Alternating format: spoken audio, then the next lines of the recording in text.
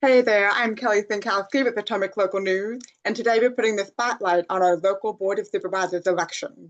With me today is Kelly Robertson. Kelly, how are you today? Good, thanks. Good. So can you tell us a little bit about yourself?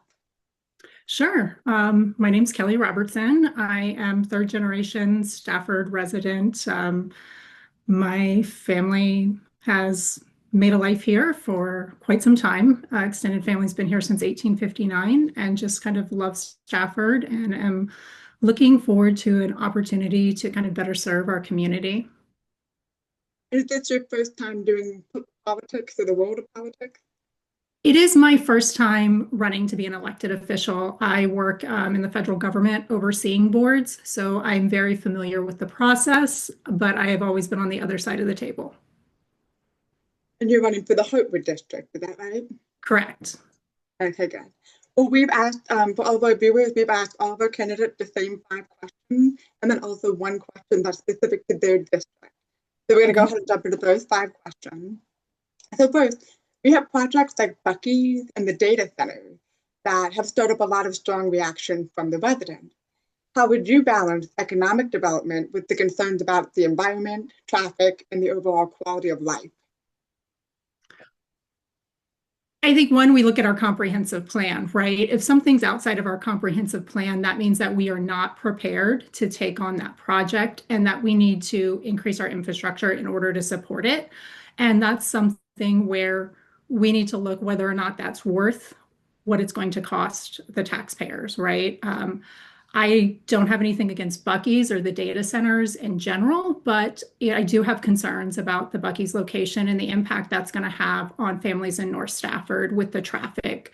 The data centers, I think it depends on where we're putting them. If we're putting them in an industrial area, that's one thing. It's another thing when we're putting them in a residential area. We have good information on the impacts these have, and we have research from JLARCs telling us they don't belong in residential areas. So I think that we need to take in the resources that we have and process that information.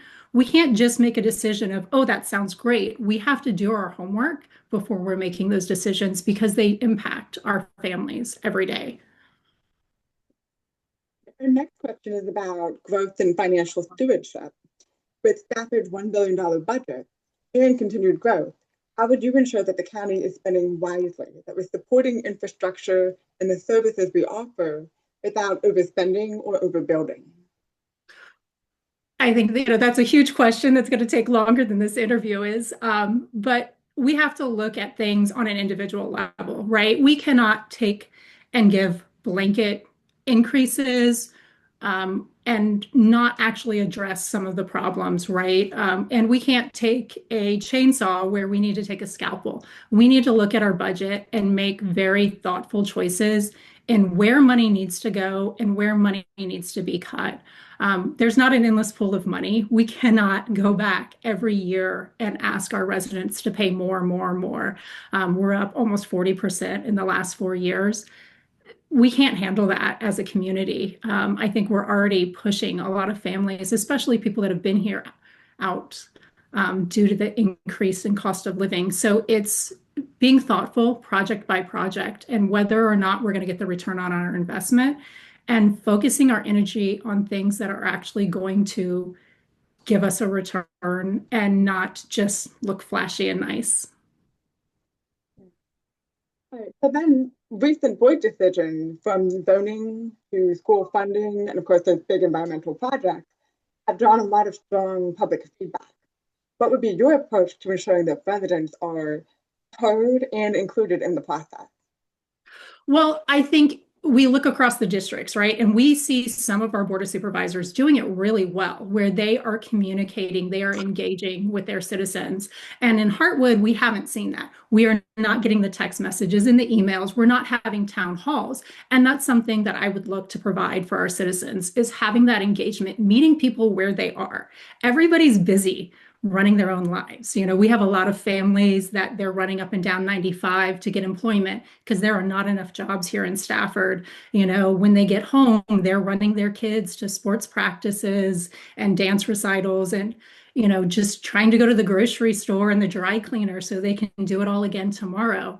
So we need to meet them where they are. We need to go to them and give them the information of what's happening because they care, they are concerned, they do understand how much this is going to impact their life. But everybody's just so busy. We can't expect them just to come to the meeting and, oh, well, you didn't show up at our 5 o'clock meeting while you're still sitting on 95. We've got to give them the opportunity to participate. Our next question is, as development continues, how would you work to protect the park, the green space, and Stafford County's character for the future generation? I think this is something, especially in Hartwood, we have to look at it precinct by precinct, right? So the Hartwood precinct is a green district within the Hartwood district, right? It is where our farming communities are. It is where our acreage is. It's where we have this amazing greenway from Fauquier into Stafford on 17 South. And I would look to opportunities to preserve that. I had reached out to Supervisor English over the last few years about taking on some of the initiatives that Fairfax took on in Clifton in order to preserve that. And that's really what I would love to see for the Hartwood precinct is some preservation in Hartwood precinct out, it's a portion of Hartwood district that's going to give us some of that preservation that Clifton has. And then throughout the rest of the Hartwood precinct or Hartwood district in the different precincts, it kind of depends on what is going on in that area. We have a very diverse district where we have a lot of suburban, a lot of areas that need more residential growth, that they're going to be denser populations. So we need to look at what services are missing there. We have a very big lack of park services where we're building this residential dense construction, right? So in those targeted growth areas, we need to make sure that we're carving out green spaces. It doesn't help anybody if we're putting the dog park 30 minutes from where they live. We need to have those opportunities where people are living and where they need them, where they don't have the acreage.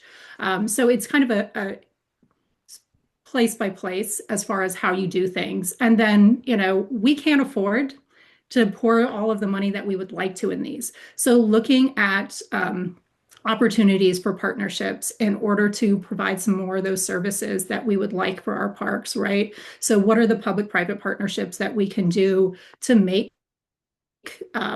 Curtis Park something more like Brook Lake up in Fairfax? I think, there's opportunities where we could bring in canoes and kayaks and have a private service do rentals on those, on whether it be Curtis Lake or Lake Mooney, and give people more opportunities to have entertainment, and healthy activities here in Stafford. We are lacking so much in the entertainment. And, I can do so much as far as pulling businesses in, but there's a lot of just small missed opportunities that won't come at any cost for us hardly that we need to take advantage of.